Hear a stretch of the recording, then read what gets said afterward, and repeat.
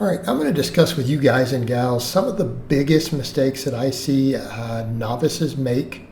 And this is part of the reason they don't reach their fitness goals, in terms of stuff they do in the gym and stuff they do with bulking and cutting. All right, right up on the top of the list, not following a consistent program, right? They don't follow any sort of proven protocol. They don't follow the same exercises every time they're in the gym. And I need to be clear here, your first few months in the gym, you really don't need that many exercises. You need to be focusing on the basics. And look, if you want to do some curls, whatever. Some of my novice programs even have curls in there. But noobs do not focus on the basics. They don't focus on progression. They don't focus on a proven program. Okay, not a list of exercises. And I have multiple free novice programs up that accommodate different lifestyles, different recoveries, things like that. All right, I have at least 3 major ones up. All of them people have made good gains on. Okay, big part of it, right up front. All right, how about let's talk about volumes. Usually they do way too little or way too much. And when I mean too little is a little more rare. Usually too little is people who really aren't taking the gym seriously. They get in, once or twice a week, and then they don't train very hard. Whereas then I would say to people, if you're going to train only twice a week, you better be training your butt off. You better be going hard. Okay? And with good form and everything, following these other rules. The other extreme is actually more common. People get in and they want to throw everything but the kitchen sink at what they're doing. They want to do 20 different exercises in a week. Right? They start trying to isolate every single muscle, do trick exercises. Girls will start doing all sorts of weird donkey kicks and little goofy hip exercises that really do almost nothing, instead of realizing, hey, if you're really trying to work your glutes and your backside and posterior, you need to be focusing on basic squatting. Squat pattern movements. Look, while I love the squat, I'm not even saying you have to do the squat. I think it would be a fantastic idea. But any sort of squat pattern movement that takes you into a deep squat position, whether it is a back squat, whether it's a leg press, knees to armpits on every rep, right? Those sort of things. Hip hinge movements. I love deadlifts. But okay, at the very least, do some good mornings or Romanian deadlifts. Those are the things that are going to work that. For long, you see them over trying to throw a hip circle on and doing little sidestep things. And I'm not even saying a hip thrust is a bad exercise, but a hip thrust is a supplemental lift after you squat if you're going to do it. And you don't need one of those hip circles. Those hip circles do not do anything. Same with guys.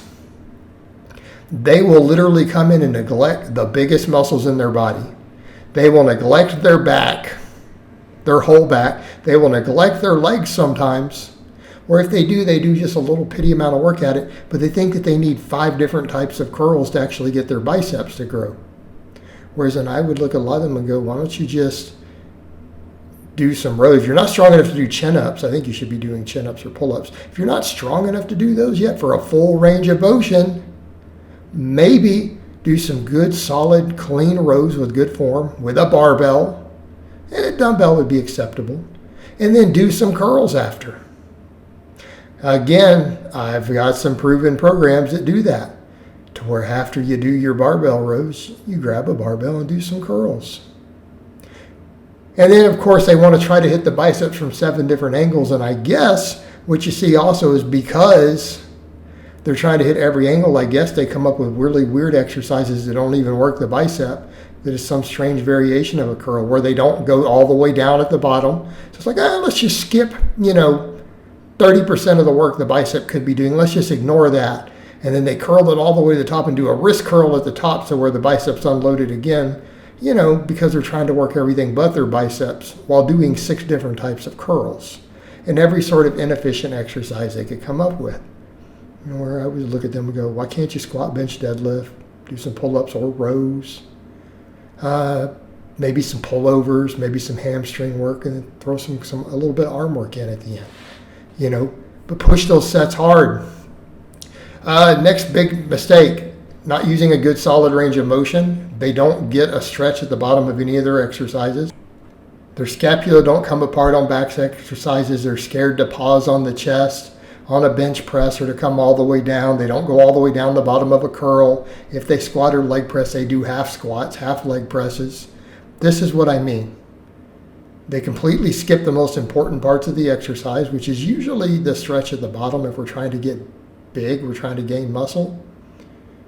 Right? Same thing, the girls who want a booty. Do deep squats. Deep ass to grass squats. Okay? How about just using bad form in general? Not using good form, not filming yourself. Okay? We live in a modern era. Everyone has a HD camera with a supercomputer with storage on it. My God, what an amazing time to be alive. Smartphones are world changing and the gym is no different. You can film yourself. You can actually see what your lifts look like. Do it.